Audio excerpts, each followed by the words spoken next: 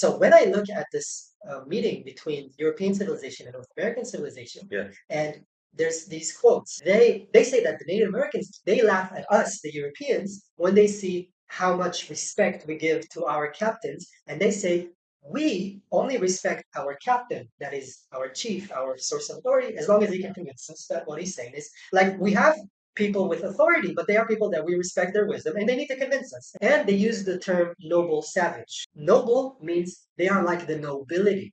They are like the aristocracy that we know in Europe. Why? Because in Europe, you have a class society.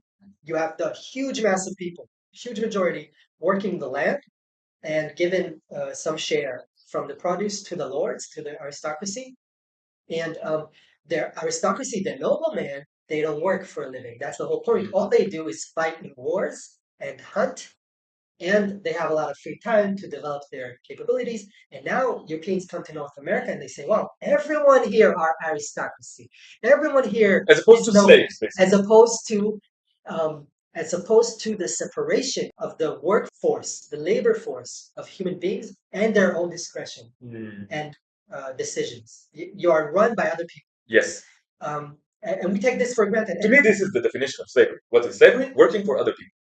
And not deciding what you do with your own autonomy. And so you see these quotes, and when I show these quotes to people, I say, look, it doesn't have to be the way, like the human beings can exist in other ways, can relate to each other and to nature in radically different ways. They say this is utopian. Yes. And here's what they blame me. They say, oh, you don't mention the fact that they did have wars, that there wasn't equality, full equality between male and female. There wasn't and I'm saying, no, I'm not saying those things. I acknowledge those things, but I'm also saying, look at this. Yeah. They also had, they had, I'm not saying it was perfect. I'm not saying there wasn't violence, but they also had this. Look at this. Isn't this wonderful? They didn't work for anyone. Oh my God. I want to kill myself because I live in a society where I have to go and submit to someone if I want to survive.